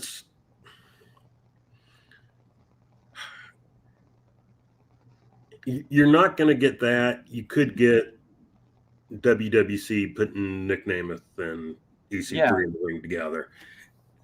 And that would work to an extent. Yes. And especially if you let EC3 bring it up, at least after the title defense. If he can get a clean victory or whatever, go, where he can say, down in Puerto Rico, I was able to pin. Now, the other thing about Aldis, and some people might disagree with this, but Aldis, he wore the suit. Yep. He had the swagger. He had the confidence. Yeah. That he seemed like a world champion. Watch Adam Pearce in his first title reign and watch Adam Pearce in his fifth title reign. Yeah, night and day. There's a big difference between Adam Pearce. Oh, yeah. And, he was able to build that championship confidence and everything. And I think one of the things that Aldis had, probably from his history or whatever, was just that he could, he sounded like a world champion. He looked like a world champion. They always used to say about Luthez, because Luthez, a lot of people forget, he went around in suits. He carried himself. They go, Luthez looked like and acted like a world champion. Yeah. And EC3 and his little Roman thing and his kind of talking around a bit, instead of just being kind of like that straightforward or whatever, or showing up. And you don't need a suit. Harley Race didn't necessarily wear suits, but Harley Race, a lot of times wear, the dress pants and the button-up shirt and everything, and you just stand there and it's like you look at them and you go, these are world champions. These are guys who I know are world champions. And for EC3, it's a little more important because he's a smaller guy. Yeah. Well, I mean, like, look, should I pull up the picture? I think I can. I mean, look, when we talk about EC3, here it is. I mean, I'm about 5'9" on a good day, and he was a lot taller than me. So, I mean, he's about 6 foot, but in the land of the NWA, 6 foot isn't a tall guy. That's below average when you got Silas Mason and You've got all these other guys who are much, much taller. And I don't know what they bill his weight at, but he's probably around 220. Yeah, I mean, yeah, he's not a super heavyweight either. Because he was, well, I remember when he first kind of got that ripped look after he had left WWE and kind of, changed his look and whatever. He was on some podcast, and they were asking him how much he weighed because he was being billed at like 225 or something like that. And he goes, well, I'm legitimately 210. Yeah. And he does look bigger than he did then, but not by a lot. And so he does need, I think, a slightly better hook as champion. Yeah. Something that, something that when he talks, and he needs to be a little more straightforward, a little more. When you hear him on the live stream, on the podcast, whatever it is, I don't know how soon I'm going to be able to get it out. Hopefully, tomorrow or first of the week. He is very much a fan of himself. He's very confident, and again, cool as hell that he took time to talk with me. Right, like I was very happy that he spent some time with me, but. I think he, much like Nick Aldis, much like Adam Pearce, much like all of these guys, definitely is a big fan of himself, and will tell you, like, hey, he is the guy to carry the title because he is the guy to carry the title, and it's not like he talked. They just called me Kmart Kevin Owens on TikTok. That's great. It's Kevin Owens. Getting back to EC3. Of course, he is definitely he is the right guy. I think he is the right guy. But I don't have any problem with him being champion. But to the point, like you said, like him toning it down or changing, like I don't think it's a work. I don't either. I think he is when I'm paraphrasing here because I don't have the script in front of me, but he did mention his goal outside of being World's Heavyweight Champion and fostering these relationships to help grow the NWA in ways that it hasn't grown, is to really kind of create this new, still with the control your narrative thought process of creating a new type of wrestler who can get in there and wrestle anyone, anytime, anywhere, and look good doing it. And he was very specific about fostering that new environment for the wrestler. So it's like, he's still the same guy he was 6 months ago, the same guy he was a year ago. He just has greater opportunities now. And I really feel like I still think he's the right guy. I just think that he needs to figure out what he wants to do with himself. And then of course, pressure Billy to give him these matches that give him a storyline, give him a rival. Because without that rival, I think he's still just kind of a rudderless ship. Yeah, I mean, to a large extent, who was Dory Funk at the end of his reign without Jack Briscoe? Right. Who's Harley Race without Ric Flair, without Dusty Rhodes? Who's Kerry without the Freebirds? What are the Von Erichs without the Freebirds? And not as successful is the answer. Yeah, exactly. It's flat out truth. They would not have been as successful as they were without the Freebirds. No, that was a chemistry you can't buy, and it's kind of like Dusty and Flair. It's like Cody and Nick. There was a chemistry, exactly, but there was a chemistry between Dusty and Flair that you can't just replicate. Yeah, and so he needs something that elevates him. I mean, is he the right guy? Yes. Am I glad he's champion? Yes. Do I think he needs to lose it? No. But you got to be careful. I think I was telling you and Jaden. I go, if you look in WWE right now, after the 4-year reign of Roman Reigns, yeah, with the top champion, when I listened to the reviews of Raw and SmackDown, the title I'm more interested in right now is actually the world title on Raw. Yeah. Because that's got Damian Priest, that's got Gunther, that's got, and boy, talk about a old school wrestler wrestling in modern style. Gunther. Oh my gosh. Now we could talk for hours about Gunther and how great he is, and that's not the time or the place, but for sure, that's the guy. That's the guy that I want to see as the next World's Heavyweight Champion. Honestly, and he might be. Yeah. And but they got Drew McIntyre, Gunther, and Damian Priest kind of in a little three-way. Who's going to win? Who's going to do what? Situation. And then, of course, there's always CM Punk in the background. Who can come back anytime. And so that's actually an interesting title picture. In SmackDown for the WWE title, they have Cody and AJ Styles. He knows never going to win. And Logan Paul, he knows not going to win right now.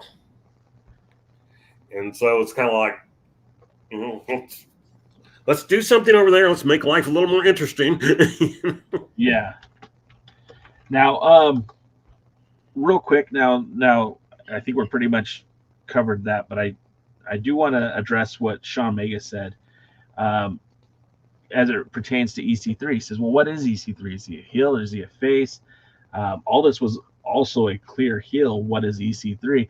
And I'm going to say no. Aldis spent most of his title reigns as a tweener. He was living in that gray area where he wasn't exactly black, he wasn't exactly white. He was somewhere in the middle. And even when they formed Strictly Business, there were elements where he was still getting revered by the fans. He was getting cheered by the fans, very much similar to like how the Horsemen and Ric Flair were treated in those Jim Crockett promotion days. I feel like, especially Aldis did a very good job of talking out of both sides of his mouth, where he was the heel, but he was also the guy that galvanized the fan base for the NWA. And I feel like, in some ways, in some regards, he was never a full heel. He only became a heel when Trevor Murdoch was the guy to come after the title. DK, you're gone. Okay, he'll be back in a minute. So as far as it goes with Aldis, I mean, it wasn't until towards the end where he was a clearly defined heel, and that was something we had complained about, that the NWA had this very weird dichotomy where there was no clearly defined heels or faces. There was just this vapid gray area where part of the problem was you didn't know who to cheer for. You had Eli Drake, LA Knight, who was out there saying, hey, I want a title shot. I'm ready to be champ. Put me in, coach. And he was vilified for that. But he never did anything wrong. He wasn't playing up a heel. You had Aaron Stevens, who embraced the heel character. You had Question Mark, who the fans revered. And I remember very specifically, like, Question Mark would get cheered in the same match where he was teaming with Aaron Stevens, and Stevens would get heel heat. James Storm, I saw Sam Retro just said that. I remember at NWA Into the Fire, I was confused on who was he, heel or face against James Storm. The problem is he was both. He never took, they never gave him that opportunity to be one or the other. He was both. They never tried to pin him into that hole. Like, they just let it be whatever it was. And where EC3 today, it's the same thing. Like, Matt Cardona is mostly considered a heel. So when EC3 wrestled Matt Cardona, EC3 was the face. When EC3 wrestled, Jack Stane, Jax was kind of a heel too. So again, like, where do we come out on this? When EC3 wrestled Talos was a heel, so EC3 was the face. When EC3 wrestled Jay Bradley was the heel, so EC3 was kind of the face.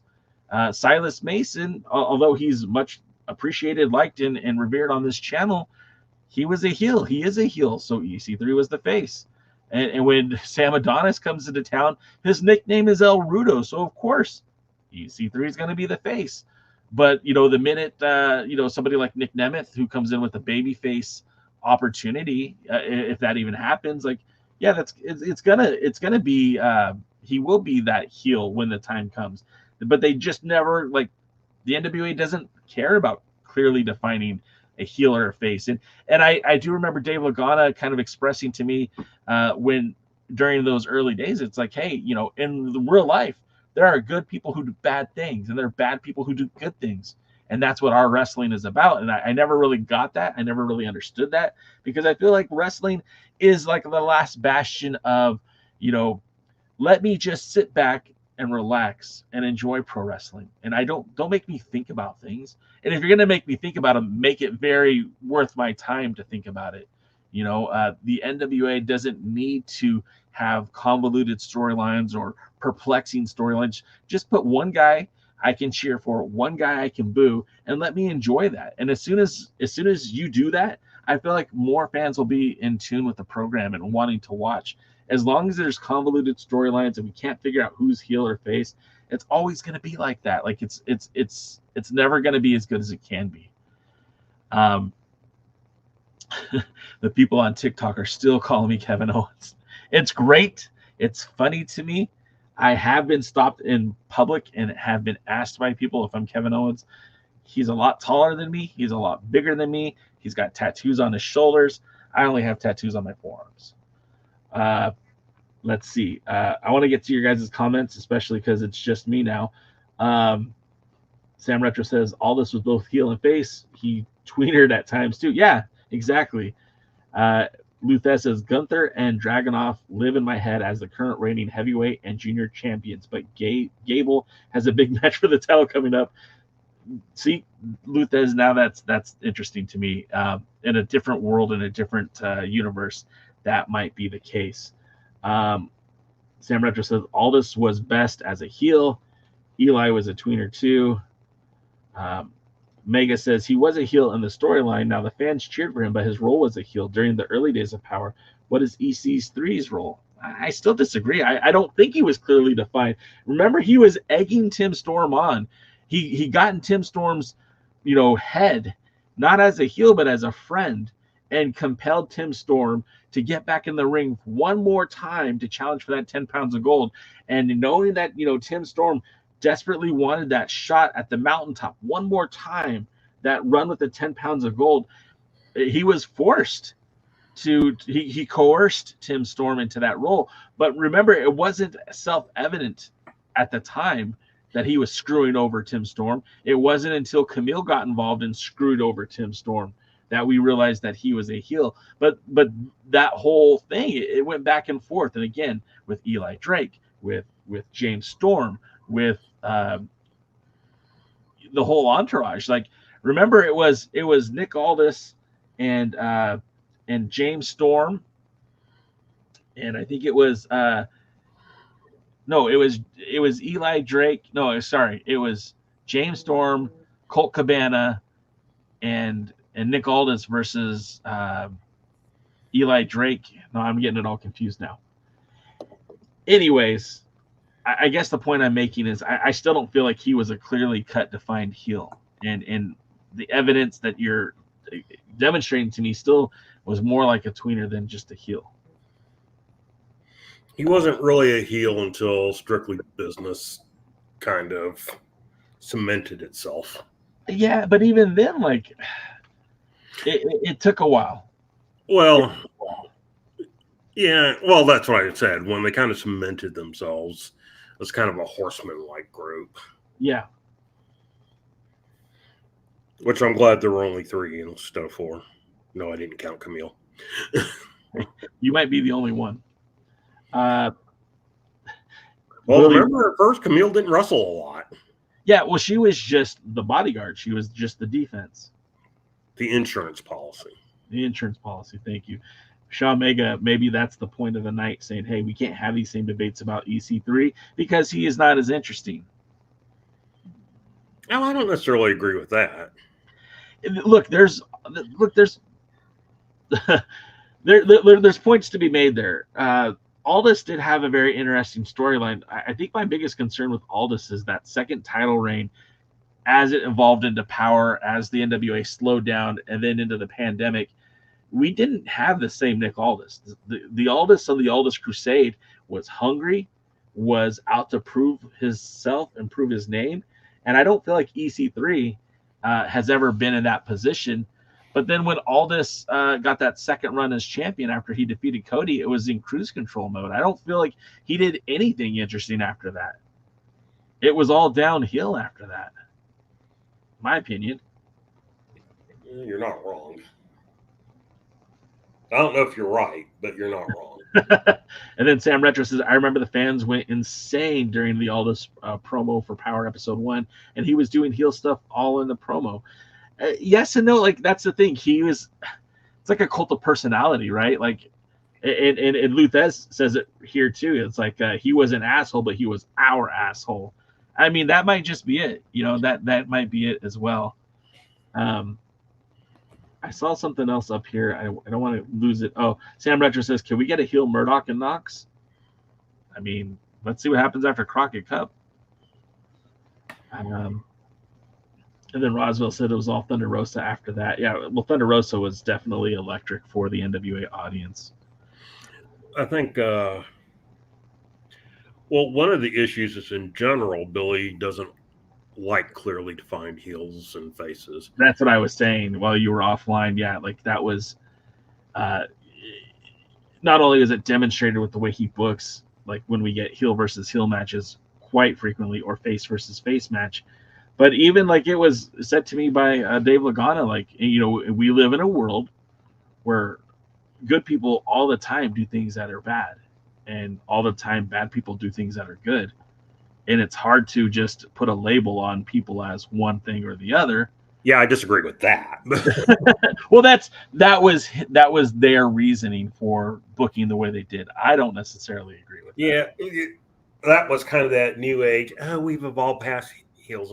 No, because heels and faces are what get you emotionally invested.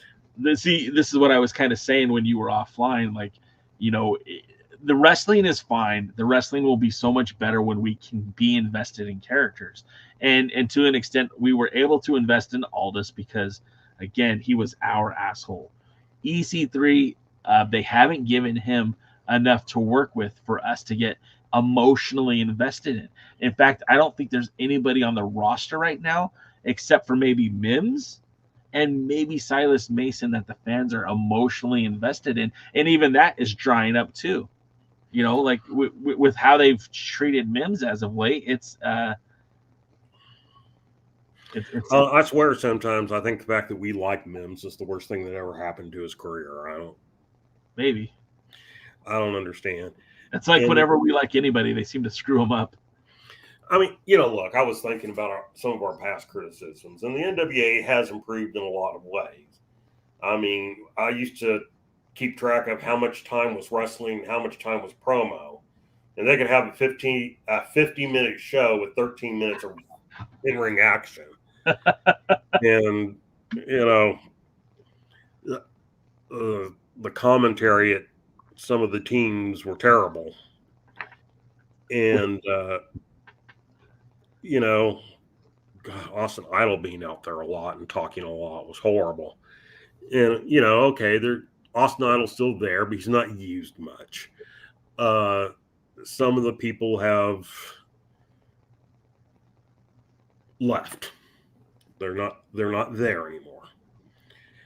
And someone, I think, in the Discord didn't like Danny Deals, but I love him on commentary. Oh, Danny Deals has grown on me in such an infectious way. I love that dude. I think he's one of the bright spots of the NWA. He annoyed me when he first came out. Oh, yeah, 100%. I am ready for him to take the neck brace off. I will say that. There are some things like Cowboy Bob Orton's cast and, now Danny's neck brace and everything like that. That it's just like, you've gone too long. It's no longer funny. Right. Just take the neck brace off. Same thing with Samantha Starr. Take off your sparkling neck brace if it's not legitimate right now. No, and it's not because she's wrestling in other places. Yeah. And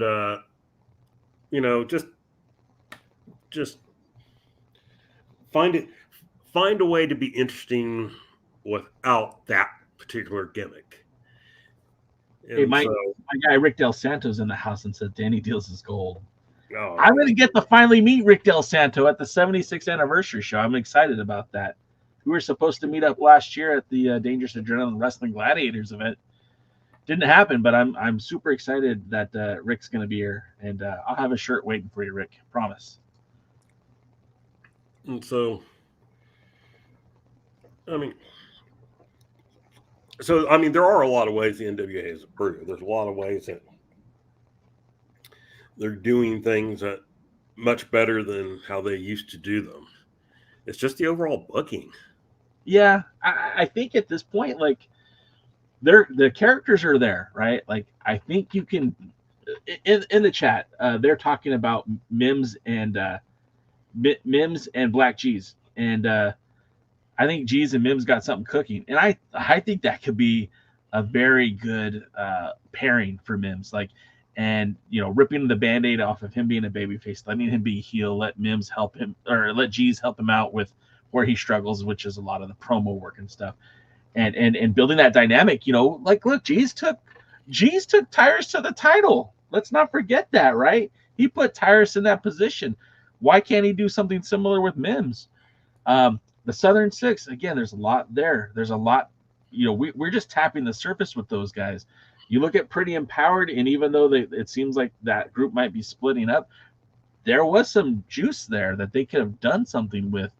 And not that I'm a huge Rolando fan, and not that I want to see anything, more Rolando. I don't want that, but putting Rolando with Spencer Slade and Brady Pierce, Spectaculars 4.0, whatever you want to call them, like, okay, we could just keep with that. There's some stuff that could happen here, and I really feel like there's a lot more that they can be doing. But like you said, the booking is awful. The booking fucking sucks. And yeah, although I was content with their Crockett Cup winners. Yeah, no, and I think when I think a smart move that they're doing is fast forwarding to the Crockett Cup. I know that some of the storylines and angles are going to be a little bit weird because they jumped like a month around in television, but I think the fact that they're going to get the Crockett Cup sooner than later, I think is going to make a lot more sense when people get to the finals and get to all that. I think it's going to be a lot better. So I'm excited about that. And that was probably one of the reasons Crockett Cup was a little bit, I think, more enjoyable. Yeah. And I hate to say it like this, but it's a more simplistic booking. Yes. You got these wrestlers, and they're going to face each other. There's a prize. It's a tournament. Right. And you don't necessarily know who's going to go forward or backwards. Right. And we didn't have anything this year where it was one member tag team, facing another, tag team. Yeah. Because somebody got hurt or whatever. And so, I do think there are still, God, I hope nothing progresses in that story. Vampiro to me is the new, Velvet After Dark. Oh no, that bad? Yeah, I don't get him. I don't understand what his purpose is. I don't know why anybody would align with him. Just he makes no sense when he talks, and not in a good way. Of he's not supposed to make sense. Yeah. No, I should at least be able to get something out of it. It's like I don't. I liked Vampiro. I liked Vampiro when he started. I first saw Vampiro in WCW. I wasn't privy to what he was doing in AAA. So I the whole Vampiro Canonencio, however you say it, I was not familiar with that. But seeing Vampiro in his WCW run, I really liked him a lot, and I had a lot of high aspirations for Vampiro. And then when they brought him into the NWA, it was like, oh, geez, man, what are they going to do with him? We knew that he's not able to really wrestle. He had some mental issues, like some mental health issues, not even like depression or anxiety, but like some brain damage, I believe. And I'm not trying to be mean to the guy, but like, if you're going to use him, then use him in a way that's going to make sense. But when you put him out there, you put him with the current tag team champions at the time was Bestia, Seis, and Mecha Wolf, and then he lost the titles with them, right? They lost the tag titles. So who in their right mind would be like, yeah, hey, Vampiro, get my back? And they feuded with clowns. Yeah, they feuded with clowns. And the sad thing is that's not a joke or an insult of a group of people. I mean, they were actual the Brothers of Construction. And I don't know if you saw this, but ICP are doing the whole Juggalo Championship Wrestling again, and they're using a lot of the NWA talent. And Joe Galli's going to be there. Joe, I've lost all respect for you. Hey, man, a payday's a payday. And that money's supposed to be pretty good. I mean, look, Adam Pearce used to wrestle for those shows. Colt Cabana still wrestles for those shows. Willie Mack is their champion. Well, Colt Cabana was a... Look, Colt Cabana will take a paycheck whenever he can get one, which I don't know if that's a good thing or a bad thing. Hey, we should probably wrap it up. We hit our 2-hour mark, and I'm starting to run out of gas myself. Whiner. Well, hey, you can run the show. I'll just take a step out. All right. He left. Bye, guys. It was nice seeing you. Oh, sure. Now you come back. Oh, because you did what I wanted you to do. All right, so let's end the show again. Thank you so much for you guys being here. Whether you're on TikTok or YouTube, really appreciate you watching. Or the folks who watch on Instagram, or not Instagram, excuse me, on X. It's so weird to me that people watch on X. But yeah, this is our show. We're here every Thursday doing basically this, youtube.com/The Alliance blog. And I think that's going to do it for us. I do know that there are some shows getting set up for Dangerous Adrenaline Wrestling Gladiators. I know that there's some things happening with the United Wrestling Network. We know that there's more events for the NWA. And we'll be talking about all this stuff and more when we can. So we'll do that soon. But until then, guys, we're going to see you. Wait, I don't have it ready. I should have it ready. We're going to see you at the matches. Thanks for joining the stream. This has been a presentation of Alliance-Wrestling.com. We genuinely appreciate your support. Would you consider subscribing so you'll never miss a future episode? I'd also like to remind you we do a live stream every Tuesday at 5 p.m. before NWA Power.